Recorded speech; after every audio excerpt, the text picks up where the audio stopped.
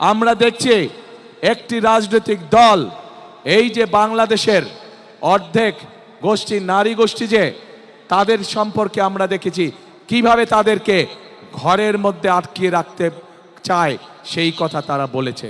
আমরা দেখেছি একটি রাজনৈতিক দলের একজন নেতা পরিষ্কারভাবে বলে দিয়েছে যে তারা কোনোভাবেই নারীর নেতৃত্বে বিশ্বাস করে না। আমরা দেখেছি একটি রাজনৈতিক দলের নেতা পরিষ্কারভাবে দুদিন আগে বলেছে যে যে সকল মহিলা যে সকল মা বোনেরা কর্মসংস্থানের উদ্দেশ্যে কর্মসংস্থানের জন্য যান তাদেরকে প্রিয় ভাই বোনেরা আপনাদের সামনে আমার বলতে রীতিমতন লজ্জা হচ্ছে, এমন একটি শব্দ সে আমাদের সব মা বোনদের জন্য ব্যবহার করেছে যা এই দেশের জন্য একটি কলঙ্ক স্বরূপ।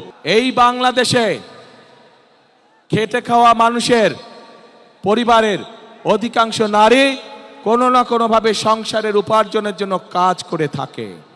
এই বাংলাদেশের লক্ষ লক্ষ 50 লক্ষের উপরে নারী আজ যেই গার্মেন্ট শিল্প নিয়ে সকলে গৌরব করে সেই গার্মেন্ট শিল্পে নারী শ্রমিকরা কাজ করেন।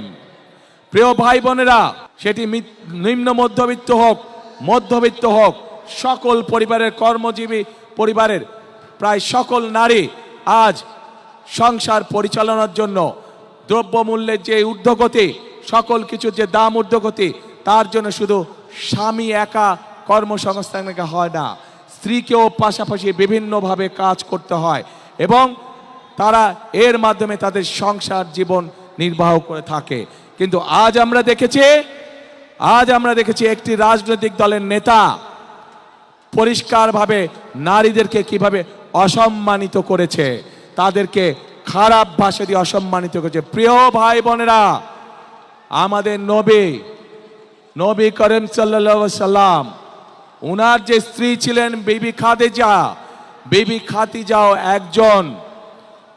খাদিজাও ছিলেন একজন কর্মমুখী মহিলা, উনি ছিলেন একজন মহিলা ব্যবসায়ী। আজকে যেই দলটি যাদের নেতা আজ বাংলাদেশের নারীদেরকে একটি খারাপ কিছুর সাথে তুলনা করেছে, তারা বলে তারা ইসলাম কায়েম করবে, কিন্তু নবী করিম সাল্লাল্লাহু আলাইহি ওয়াসাল্লামের স্ত্রী পর্যন্ত উনিও পর্যন্ত একজন ব্যবসায়ী ছিলেন।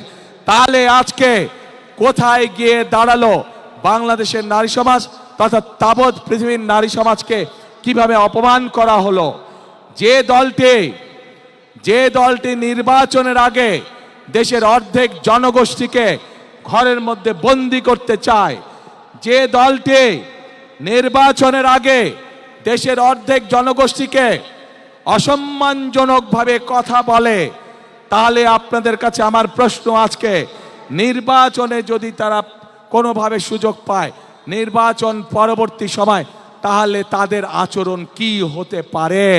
এরা শুধু নিজের স্বার্থের কথা বোঝে, এরা ধর্মকে ব্যবহার করে নিজেদের স্বার্থ রক্ষা করার জন্য।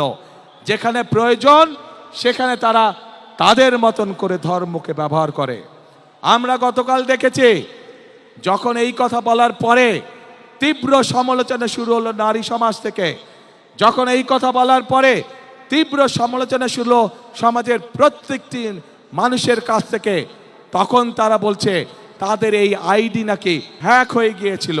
যারা বিশেষজ্ঞদের মুখের উপরে মিথ্যা কথা বলে, এরা আর যাই হোক এরা দেশ দরদি হতে পারে না, এরা আর যাই হোক এরা কখনো মানুষের দরদি হতে পারে না, এরা আর যাই হোক এরা কখনো জনদরদি হতে পারে না।